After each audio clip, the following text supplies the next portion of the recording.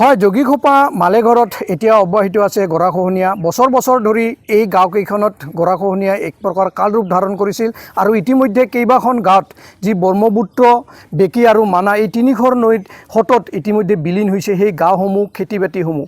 কিন্তু তাৰপিছত মুখ্যমন্ত্ৰী, জলসম্পদ মন্ত্ৰী ইয়াত উপস্থিত হৈছিল। কিন্তু উপস্থিত হোৱাৰ পাছতো কিছু পাৰ্কোপাইনৰ ব্যৱস্থা কৰিছিল যদিও এতিয়াও অব্যাহত আছে কিন্তু সেই গৰাখহনীয়া। বিজ্ঞানসন্মত এই পাৰ্কোপাইনসমূহ নোহোৱাৰ ফলত এতিয়াও অব্যাহত আছে গৰাখহনীয়া আৰু গৰাখহনীয়াৰ এক প্ৰকাৰ কালৰূপ ধাৰণ কৰিছে এইবাৰ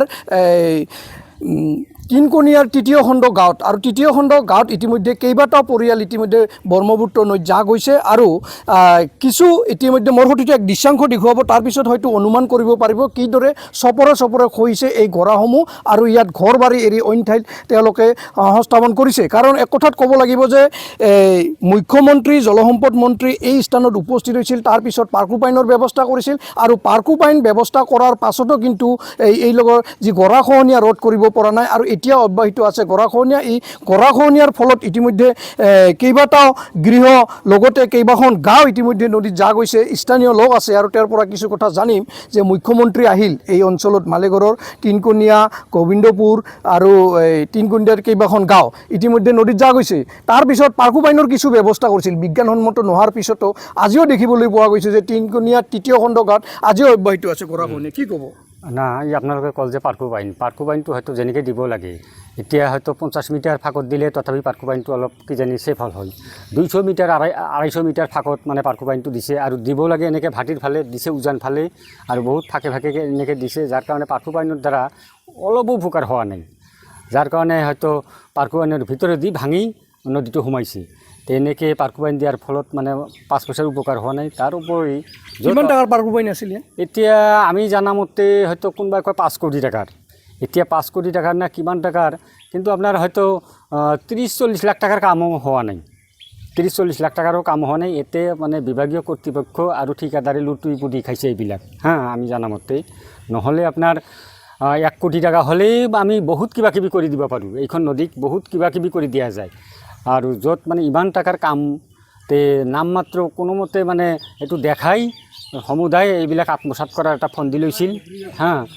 তে য'ত অসমৰ মুখ্যমন্ত্ৰী আহিছিল, জলসম্পদ মন্ত্ৰী পীযুষ হাজৰিকা আহিছিল, ৰঞ্জিত দাস আহিছিল, আপোনাৰ মাননীয় উপায়ুক্ত মহোদয় আহিছিল। তে ৰাইজে ভাবছিল যে বহুত কিবা ডাঙৰ এটা ইয়াত মানে ৰাইজৰ উপকাৰ হ'ব। হয়তো এই মানে 2-4 কিলোমিটাৰ নদী, এইখিনি নদী মানে নদী বান্ধ দেৱাত কোনো ডাঙৰ কথাই নহয়। কিন্তু ইমান মানে বিজ্ঞ মানুহ এই জায়গাত পদাৰ্পণ কৰাৰ সত্ত্বেও এই জায়গাৰ মানে ভাঙনিটো সেনেকেই আছে আৰু অলৰেডি অব্যাহত আছে আৰু অলৰেডি মানে বিলীন হৈয়ে গ'ল। 3খন ৰেভিনিউ ভিলেজ অলৰেডি বিলীন হৈ গ'ল। তে আপোনাৰ গোবিন্দপুৰ যিখন মালেঘৰ তিনকণীয়া পাৰ্ট 1 বুলি কয়, সেই পাৰ্ট 1ৰ মানে 50% মানুহ এতিয়া সেইবিলাক মানুহ হ'ল বঙালী মানুহ। সেই মানুহখিনি ভাঙছে। সেই মানুহখিনি ভাঙাৰ পিছত তেওঁলোকক মানে বেলেগ জেগাত শ্বিফ্ট হৈছে। এতিয়া মানে মাটি কিনিবও নোৱাৰে, আপোনাৰ ওখ ঠাই নাই তেনেকুৱা।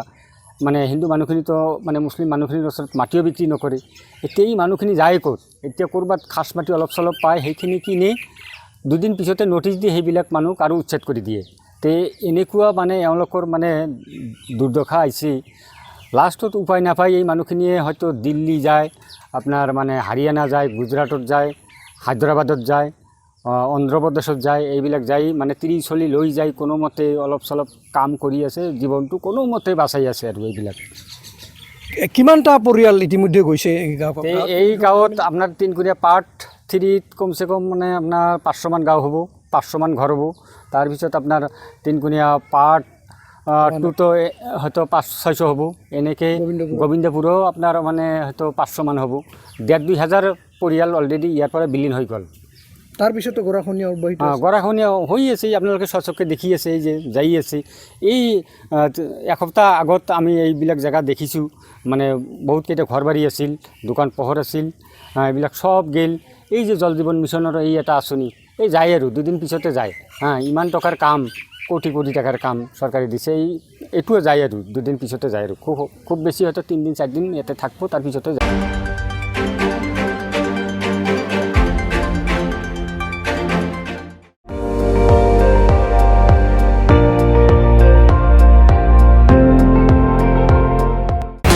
আপুনি চাই আছে ND24 সৰ্বশ্ৰেষ্ঠ নহয় সৰ্বোত্তমৰ দৌৰত।